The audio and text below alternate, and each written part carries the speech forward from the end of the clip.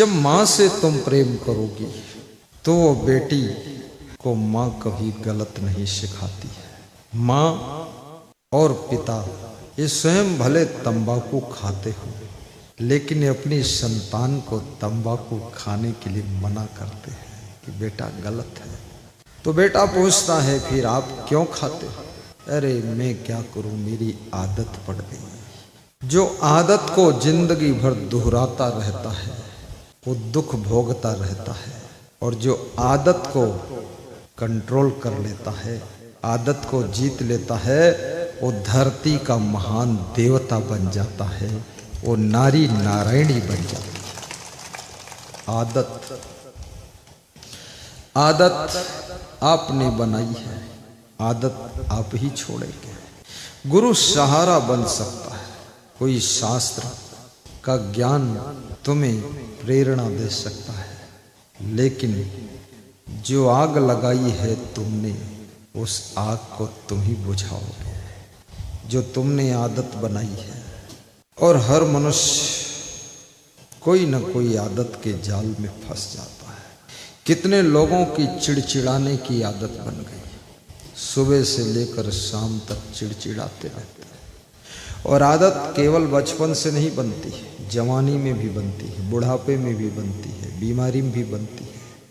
आदत स्त्रियों में भी बनती है, पुरुषों में भी बनती है, मूर्खों में भी बनती है, ज्ञानियों में भी बनती है।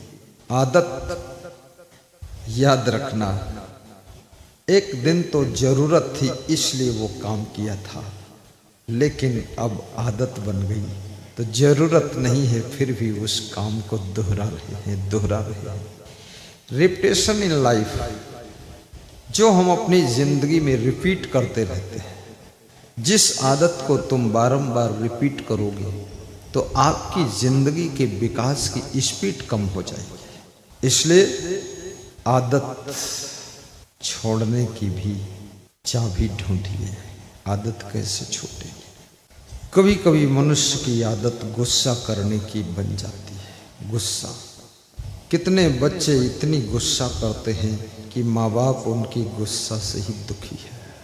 माँ बाप उनको थोड़ा सा समझाते हैं, वह तुरंत 106 डिग्री पर खौलने लग जाते हैं। एक माँ बाप कह रहे थे हमारे बेटी के नाक की नोक पर गुस्सा धरी रहती है, नाक की नोक पर अब नाक की नोक पर धरी है, मतलब 1 सेकंड में गुस्सा आती है।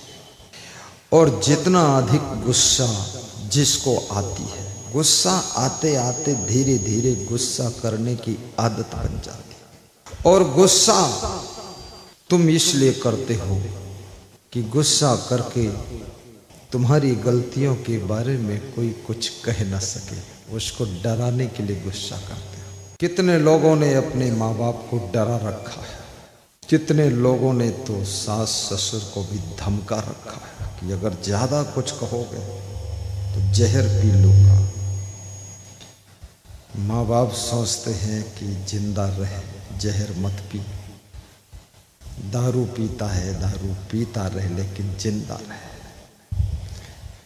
समझाना बहुत मुश्किल का काम है। जिसके भीतर विवेक पैदा हो जाता है उसको समझाने की जरूरत नहीं रहती है। जिसके पास में स्वयं आंख है उसको बताने की जरूरत नहीं है कि रास्ते में कीचड़ है। जिसकी आंख फूट गई है, आंख नहीं है, उसको हाथ पकड़कर रास्ता बताना पड़ता है, कहना पड़ता, थोड़ा दाएं बढ़ो, कीचड़ है उधर, थोड़ा बाएं बढ़ो। याद रखना, एक वे लोग अंधे हैं जिनके आंख नहीं है, दूसरे वे भी अंधे हैं जिनके आंख है लेकिन भीतर के नेत्र नहीं है।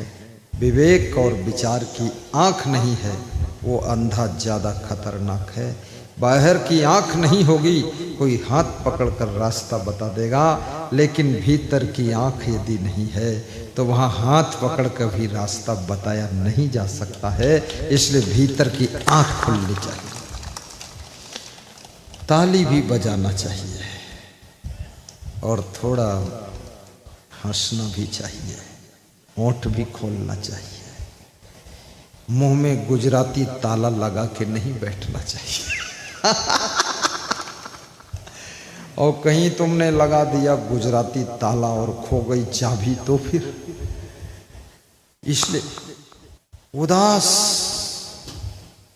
रहने की जिनकी आदत हो गई, अब वे उदास बैठे रहते हैं। कोई दुख नहीं फिर भी उदास बैठते हैं ऐसे। ओ जिनकी खुश रहने की आदत बन गई, कुछ फायदा तो नहीं हुआ है, कुछ मिला भी नहीं है, लेकिन खुश रहते हैं। और इस दुनिया में खुश रहो, चाहे उदास रहो या दुखी रहो या रोते रहो या सोते रहो या गिड़गिड़ाते रहो, चिड़चिड़ाते रहो, गुस्सा करते रहो, तुम्हारी जिंदगी से दुनिया को ज्यादा कोई जरूरत भी नहीं है। तुम्हारी जिंदगी तो तुम्हारे लिए है, इसलिए अपनी जिंदगी को इतना तहस नहस मत करिए। अपने माता पिता से बहस भी मत करिए। बहस करने की आदत बहसबाजी हो जाती है। बहसबाजी करने से दोनों के बीच का प्रेम तहस नहस हो जाता है। अपनी सासू से भी बहसबाजी मत करो, ज्यादा तर्क मत सीखो। तर्क प्रायः नुकसान बहुत करता है। कितने लोगों की कुतर्क करने की आदत पड़ जाती है, हर बात को काटते हैं, हर बात को काटते हैं, लेकिन रसोई में जाकर सब्जी कभी नहीं काटते, बस बात काटते हैं। और बात काटने से धीरे धीरे प्रेम भी कट जाता है। किसी की बात को तुम प्रेम से सुन लोगे तो उसका प्रेम तुमसे बढ़ जाएगा।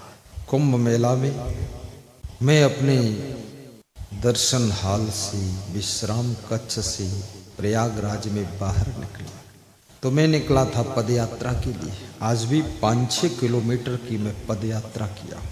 मुझे पैदल चलने में बहुत सुख मिलता है और पैदल चलने में मेरी शौक है, लेकिन टाइम कम मिलता है। नहीं तो मैं 20 किलोमीटर पैदल जाना चाहता हूँ, गाड़ी में बैठना ही नहीं चाहता। गाड़ी को देखता हूँ तो मुझे लगता है ये काल यवन खड़ा है। मजबूरी है, जरूरी है, इसलिए गाड़ी में बैठकर आता हूँ। बहुत दूर आना पड़ता है, 200 किलोमीटर, पैदल नहीं पहुँच पाऊँगा। बाकी पैदल चलने में मुझे सुख लगता है और पैदल चलने से स्वास्थ्य अच्छा रहता है। जो 5 किलोमीटर नित्य पैदल चलता है उसके शरीर में 43 बीमारियां नहीं प्रवेश करती हैं, 43 बीमारियां। और जो आधा किलोमीटर चलता है तो उसके शरीर में सैकड़ों बीमारियां घुस जाती है। बैठे रहने से बीमारियां तुम्हारे भीतर बैठ जाती है और चल देने से सारी बीमारियां भी चल कर चली जाती है। खड़े हुए की बड़े हुए और चल पड़े की बीमारी चली गई। इसलिए बैठने की आदत भी छोड़िए। कितने लोग खाम खाम बैठे रहते हैं, खाली है, समय है, लेकिन पैदल नहीं चलेंगे। तो मैं कुंभ मेला में बाहर निकला था थोड़ा पद यात्रा के लिए। योगान योग महान भक्त श्री राजा राम यादव से मैं बात नहीं कर पाया था, ये वहीं मिल गई हमें। खड़े खड़े मैंने इनसे 10 मिनट बात किया,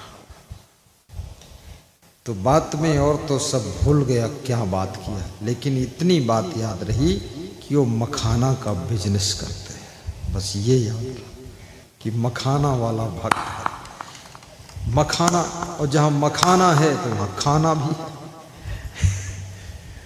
तो मखाना याद रहा। और उनसे बात करते करते मैं उनसे बहुत प्रभावित हुआ, क्योंकि उनके दिल में मैंने देखा बहुत प्रेम है। गुरु को भी प्रेम की भूख होती है, माँ बाप को भी प्रेम की भूख होती है। दाल चावल सब्जी रोटी खीर पूड़ी सब खाने से केवल पेट भरता है, मन नहीं भरता है। लेकिन प्रेम की पूड़ियाँ खाने से ये मन भर जाता है, तृप्त हो जाता है। प्रेम की भूख, तो उनके प्रेम से हमारा मन बड़ा खुश हुआ, प्रभावित हुआ। तुम ये मत समझना कि गुरु जी से तुम प्रभावित हो, तुमसे भी गुरु जी प्रभावित हो जाते हैं। और फिर मैंने ठान लिया कि उनके यहाँ मुझको जाना है। वह पति पत्नी बच्चों को लेकर प्रयागराज गए थे और प्रयागराज में सेवा की धारा बह रही थी। मैं केवल प्रयागराज में इसलिए गया था कि तीर्थ में जो भक्त आएंगे उनकी सेवा करूंगा, क्योंकि आप लोग गृहस्थ आश्रम में हैं, आपके पास इतना टाइम नहीं। हम तो विरक्त आश्रम में हैं, हमारे पास गृहस्थी है ही नहीं, तो हमारे पास तो फुल टाइम है। हमें तो कुछ और करना ही नहीं, बस सत्संग करना है, संतों भक्तों में रहना है, कहीं घर वर जाना ही नहीं है, ना कोई ससुराल जाना है, ना मौसी मौसा ठौसी ठौसा फुआ फुई रुआ रुई, कुछ नहीं, सब खत्म। अब जो भी हमारे रिश्तेदार हैं तो आप हैं, मेरा आपसे रिश्ता है। जहाँ मेरा आश्रम है वहीं पास में हमारे सब रिश्तेदार हैं। आश्रम के पास मेन आश्रम, मैं किसी रिश्तेदार के यहाँ नहीं जाता, लेकिन उस पड़ोस में अगर कोई भक्त रहता है राजा राम जैसा, तो उसके यहाँ जरूर जाता हूँ। रिश्तेदार जो भक्ति करता है तभी मैं उसका रिश्ता मानता हूँ।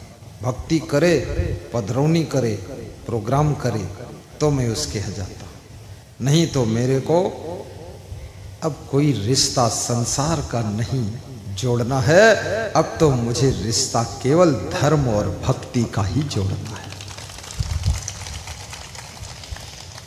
मैं पारिवारिक संत नहीं, परिवार से बिल्कुल बचपन से संत हूं। बाल ब्रह्मचारी, अखंड ब्रह्मचारी। अखंड इसलिए कह रहा हूं कि बीच में खंड नहीं हुआ है, कभी गड़बड़ हुआ ही नहीं। साफ बात बता देता हूं, बाल ब्रह्मचारी है, कभी भी कोई गलती ही नहीं, किसी की तरफ कोई मन में भी आकर्षण नहीं हुआ, कभी चाय भी कभी पिया नहीं, होटल में खाया नहीं, और जन्म से ही साधु स्वभाव, साधु जैसा जीवन। किसी के कहने से भी मैं साधु नहीं हूं, मैं अपने मन से साधु हूं। और मुझे साधु बनने के बाद भी बहुत यहाँ कोई कठिन नहीं लगा, क्योंकि इससे ज्यादा कठिन नियम मैं अपने घर पर पालन करता था। घर से तो और ज्यादा यहाँ सरल है। और साधु बनने के बाद सुख नहीं मिला, महासुख मिला है, महासुख। और इतना सुख मिला कि उसी सुख को लेकर मैं आपके बीच में बांटने के लिए आया हूं कि तुम भी सुखी हो जाओ, थोड़ा सुख देने आया। गुरुदेव क्यों आए हैं? भक्तों का दुख हरने को गुरुदेव हमारे आए हैं। धरती से पाप मिटाने को ये संत दुलारे आए हैं। भक्तों का दुख हरने को गुरुदेव हमारे आए हैं। भक्तों का दुखड़ा हरने को गुरुदेव हमारे आए हैं। धरती से पाप मिटाने को ये संत के प्यारे आए हैं। धरती से पाप मिटाने को गुरुदेव हमारे आए हैं। धरती से पाप मिटाने को ये संत के प्यारे गुरुदेव के आने का हैं। भक्तों को सुख देना। सुखदाता केवल ज्ञान है, नास्ति ज्ञानात् परम शांति, नास्ति ज्ञानात् परम सुखम। ज्ञान से बढ़कर सुख देने वाला कोई नहीं है। आपको यदि आत्मज्ञान हो जाए, परिवार में कैसे जीवन जीना चाहिए ये ज्ञान हो जाए, समाज में रहना कैसे चाहिए ज्ञान हो जाए। लोगों को ज्ञान नहीं है, अंग्रेजी का ज्ञान है, इंग्लिश बोलते हैं। I am student, I am president, I am accident. अंग्रेजी बोलता है। What is your name? Sir my name is Bhatkeshwar Datte Tambam. अंग्रेजी बोलने से तो भाषा का ज्ञान है। पशुओं की भाषा को पशु समझते हैं, इंसान की भाषा को इंसान समझता है, अंग्रेजियों की भाषा को अंग्रेजी समझने वाले समझते हैं। हम भारतीय है, हिंदी भाषा को समझते हैं, लेकिन ये ज्ञान भाषा का ज्ञान है, लेकिन व्यवहार का ज्ञान, किसके साथ हमें कैसे बातचीत करना है, किस तरह से अगला आदमी नाराज ना हो, किस शब्दों का प्रयोग करूं जो अगला आदमी थोड़ा मुस्कुरा दे। कितने लोग बड़े अज्ञानी लोग हैं, ज्ञान नहीं है। किसी ने कहा कि थोड़ा झाड़ू दे दो, सफाई कर ले, आपस में घर ही में। उतने में नाराज हो गए, बोले तुम झाड़ू खुद ढूंढ लो, मुझसे झाड़ू क्यों मांगते हो? मैं झाड़ू देने के लिए हूं। क्या बात है, कोई झाड़ू लगाना चाहता है, धन्यवाद धन्यवाद, लीजिए लीजिए ये झाड़ू मैं लेकर आता हूं। मैं तो सोचता हूं मुझसे अगर लोग 100 लोग झाड़ू मांगे तो मैं झाड़ू 100 लोगों को थमा दूं, क्योंकि अकेले में झाड़ू लगाऊंगा तो कितना लगाऊंगा, 100 लोग लगाएंगे तो पूरा झाड़ू फटाफट लग जाएगा। अकेले गेहूं काटूं तो कितना काटूंगा, अगर गांव के लोग सब जुट गए तो 1 घंटे में गेहूं का खेत साफ हो गया और पंडाल लग गया।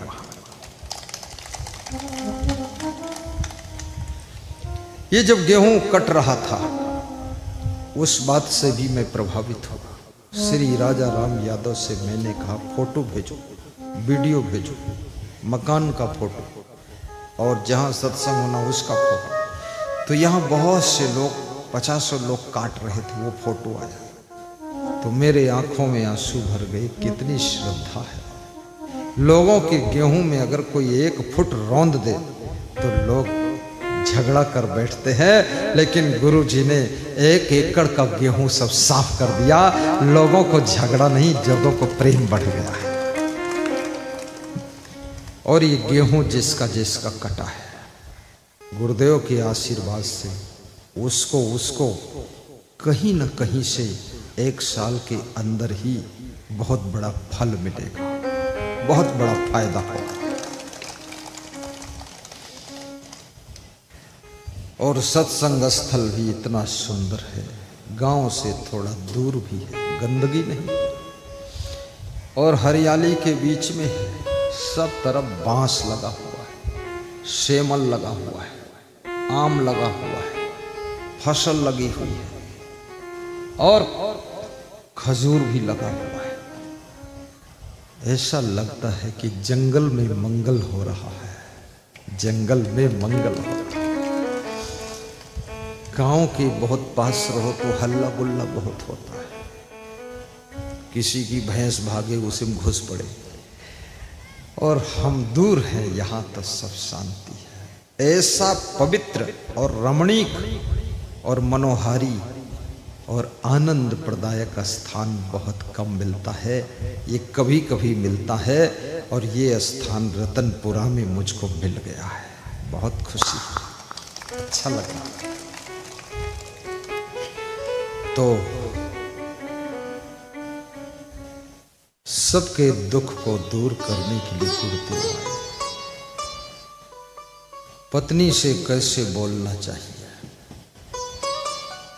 ये सीखना आवश्यक है। बोलने का ढंग नहीं होगा तो रोज लड़ाई होगी। और बोलने का अंदाज आ गया तो लड़ाई नहीं होगी, पत्नी से दोस्ती हो जाएगी। कितने पति पत्नी आपस में दोस्त भी हो गए, और जिस दिन तुम दोस्त बन जाते हो उसी दिन विवाद खत्म हो जाता है, उसी दिन धन्यवाद शुरू हो जाता है, आशीर्वाद शुरू हो जाता है, और उसी दिन जिंदगी की नई शुरुआत हो जाती है। बोली सदगुरु भगवान की जय। दुनिया भर को दोस्त बनाइए, सुख नहीं मिलेगा।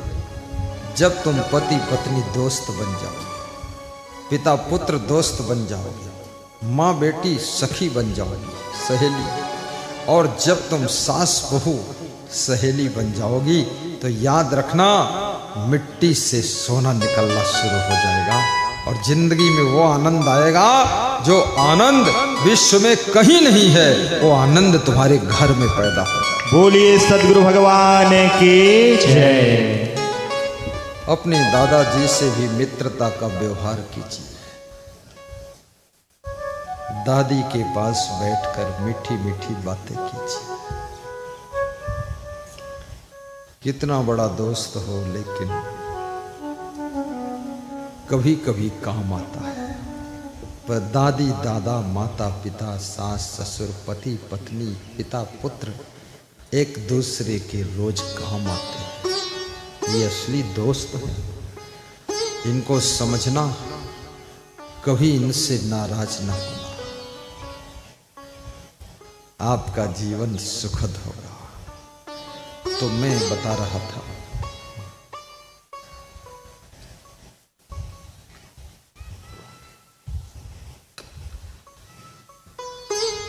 परिवार के सदस्यों को भी रीडिंग करूं। ये ताड़ लो, ये बेटा किस किस बात से, किस किस कंडीशन से ये माता पिता नाराज होते हैं, किस किस पोजीशन में इनको गुस्सा आता है। उस पोजीशन को निर्मित मत होने दो, उस कंडीशन को उत्पन्न मत होने दो। थोड़ा स्वयं में बदलाव कीजिए। लोग मकान बदलते हैं पर खुद को नहीं बदलते, इसलिए जो हाल पुराने मकान में था वही हाल नए मकान में रहता है। कई बार लोग पत्नी भी बदलते हैं लेकिन खुद को नहीं बदलते। तो जो हाल पहले वाली पत्नी से था उससे ज्यादा बेहाल दूसरी पत्नी से। क्योंकि पहले वाली पत्नी तो थोड़ा थोड़ा एडजस्ट भी हो गई थी। अब दूसरी जो पत्नी आई वो समझती है कि अब तो ये गर्जबंदा है, क्योंकि पहले वाली जा चुकी है। अब इसकी बड़ी गर्ज है तो बड़ी नाटक करेगी, टांग में टांग फंसा कर चलेगी और ऐसे चरखी काटेगी। गांधी जी का चरखा, धागा तो एक भी नहीं निकलेगा लेकिन फसौला बहुत बड़ा। इसलिए पहली वाली पत्नी के साथ में ही एडजस्टमेंट करिए। कितने गुरु बदल लो, जब तक खुद को नहीं बदलोगे किसी गुरु के पास तुम टिक न सकोगे। और कितने पति बदल लो, पति बदलने से सुख नहीं मिलेगा। जिस दिन खुद की आदत बदल लोगी उसी दिन वहीं पर सुख मिलेगा जहां इस समय तुम बैठी हो। सुख तो तुम्हारे पास है। आदतों को जीतो, आदत को दोहराने की आदत भी छोड़ो, फिजूल खर्ची की आदत भी छोड़िए, अनावश्यक सामान खरीदने की आदत भी छोड़िए। पैसा कमाइए लेकिन पैसा बचाइए भी। और मोबाइल में प्रवचन जो जो सुनते हैं वह कृपया हाथ ऊपर उठाकर बताइए, किसने किसने मोबाइल में गुरु जी का प्रवचन सुना है।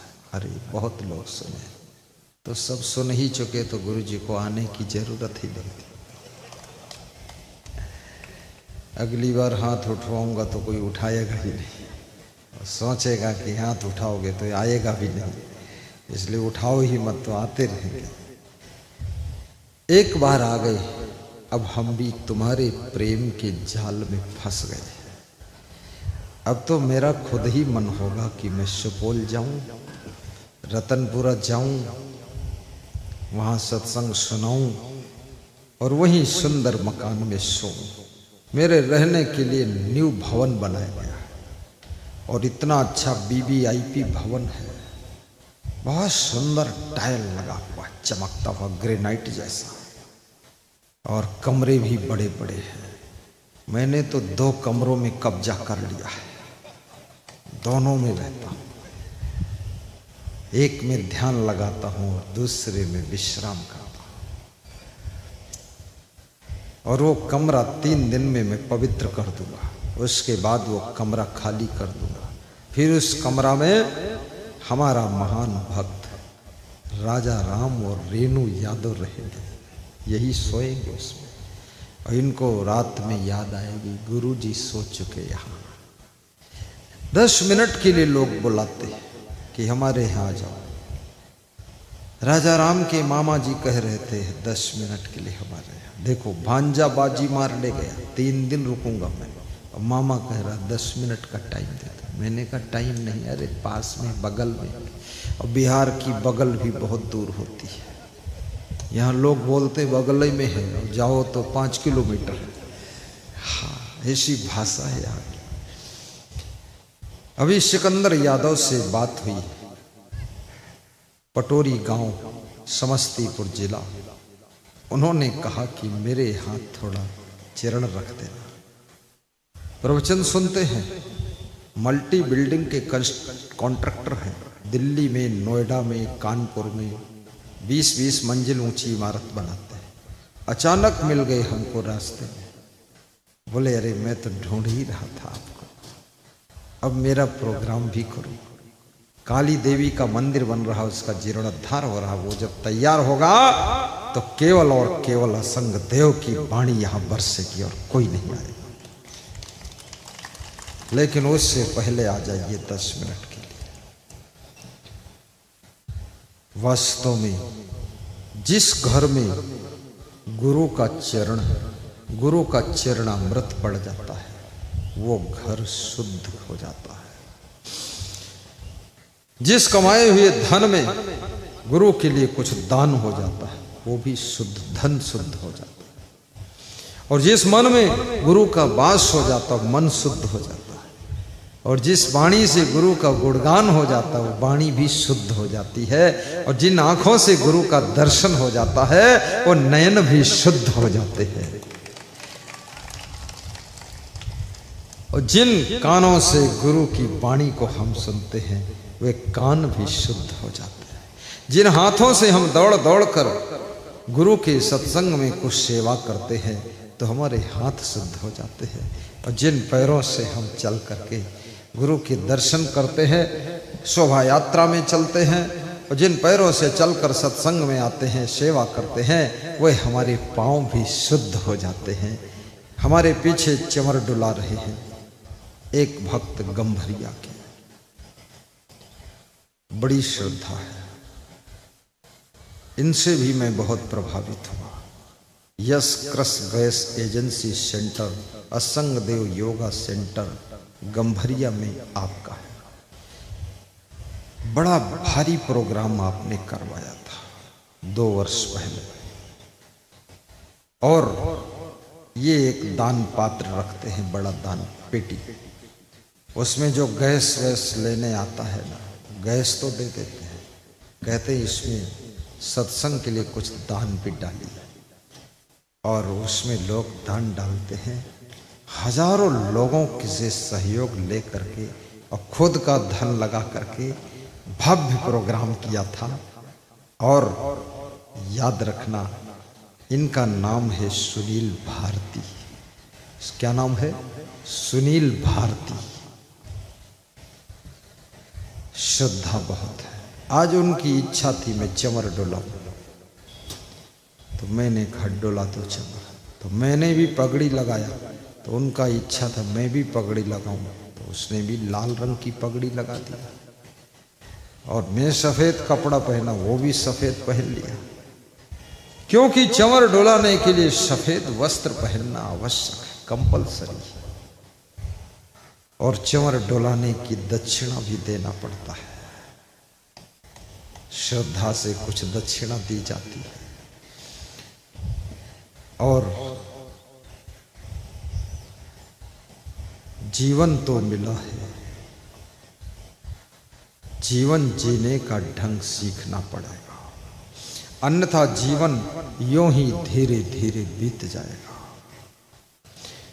कई बार जीवन लोगों का खत्म हो जाता है, लेकिन उनकी बुराइयां खत्म नहीं होती, अवगुण खत्म नहीं होते, आदत खत्म नहीं होती, गुस्सा खत्म नहीं होता, और लोभ खत्म नहीं होता है, अहंकार खत्म नहीं होता है, लेकिन शरीर खत्म हो गया, मृत्यु हो गई। मरने से पहले अपने भीतर की बुराइयों को मारो। ज्ञान की कृपाण को लेकर के उन आदतों को काट कर खंड खंड कर दो, जिन आदतों के कारण तुम्हारा परिवार भी दुखी है, तुम्हारा मन भी दुखी है, संसार दुखी है। उन आदतों के टुकड़े टुकड़े कर डालो, ज्ञान की तलवार उठा लो।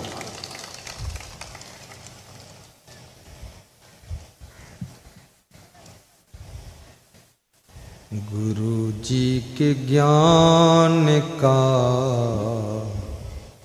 मजा लीजिए। बहुत अच्छी बात है। चंदन तिलक सबको लग रहा है, तिलक की थाल में दक्षिणा भी अर्पित करना, उससे मनोकामना पूर्ण। हमारे दो साधक आपके बीच में भ्रमण कर रहे हैं। उन दोनों साधकों से अपने मोबाइल में गुरु जी के प्रवचन को सब्सक्राइब करा लेना, ताकि हर इंफॉर्मेशन, इनविटेशन और हर प्रवचन आपके मोबाइल में फर्स्ट नंबर पर आकर दिखाएगा। ये सब्सक्राइब करने वाले दो साधक आ रहे हैं, देखो 1 मिनट में आपके मोबाइल में सब्सक्राइब कर देंगे। इनको बुला लेना, ऐसे आओ, तभी करेंगे, बिना बुलाए नहीं आएंगे, क्योंकि छोटे छोटे हैं, शर्माते भी, पर इनको सेवा दी गई। देखो एक बच्चे ने करवा लिया अपना सब्सक्राइब, और सब्सक्राइब करना उनको भी सिखा दो, दिखा दो कैसे किया जाता है, ताकि वो फिर जिंदगी भर दूसरों का सब्सक्राइब करते रहेंगे। और सब्सक्राइब हो जाने से जो भी प्रवचन लोड किया जाएगा यहाँ से, फट से तुम्हारे मोबाइल पर नंबर 1 पर झलकेगा। फायदा है। ये भी पता चलेगा गुरु जी कब कहाँ किस तारीख में है, वो भी पता चलेगा। इसलिए सब्सक्राइब करना बहुत जरूरी है।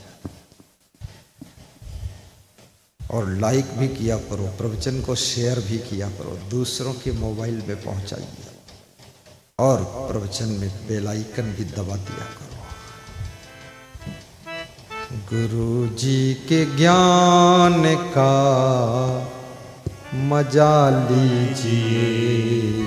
दुनिया में कहीं भी कोई भी मजा लोगे, मजा के बाद सजा मिलेगी। लेकिन गुरु जी के ज्ञान में अगर मजा ले लिया एक बार, तो याद रखना पूरी जिंदगी मजा का समुद्र बन जाएगी। फिर मजा ही मजा रहेगा, सजा नहीं रहेगी। बोलिए सद्गुरु भगवान की जय। गुरु जी के ज्ञान का मजा लीजिए, बचपन की बिगड़ी अपनी बना लीजिए। वाह, दक्षिणा दे दिया। की बिगड़ी अपनी बना लीजिए, गुरु जी के ज्ञान का मजा लीजिए। गाइए हरे राम मुखिया। वाह, देखो यहाँ ऐसे लोग भी आए हैं जिनके यहाँ मैं जा चुका हूँ। जीवच्छ से आए, जीवच्छ गांव के भक्त चंदन जी,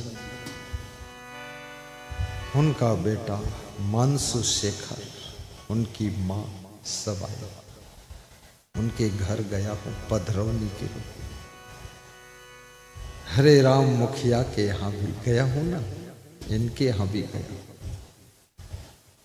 और तुम सब आए हो ना, तुम्हारे हम आएंगे, कभी न कभी आएंगे।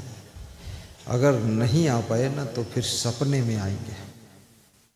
कितने लोगों के सपने में गुरुजी आ चुके हैं, जरा हाथ उठा के बताना। ये रहे हाँ, लोग 50 लोगों के 100 लोगों के सपने में आए। सपने में आऊं तो कोई खर्चा भी नहीं, सपने में आऊंगा, सपने में रहूंगा, सपने में तुम चरण पखारोगे और सपने में पैसा दान करोगे और सपने में कपड़ा दान करोगे और सपना खुलेगा तो अपना कुछ खर्च भी नहीं हुआ, सब हो गई बदरोनी। सपने में तो सब फ्री में बन जाता काम। और सपना वही आता है हमारे मन में रात में सोते समय, जिसको हम दिन में बहुत याद करते हैं, वही सपना आता है। ऐसे वैसे सपना नहीं आता।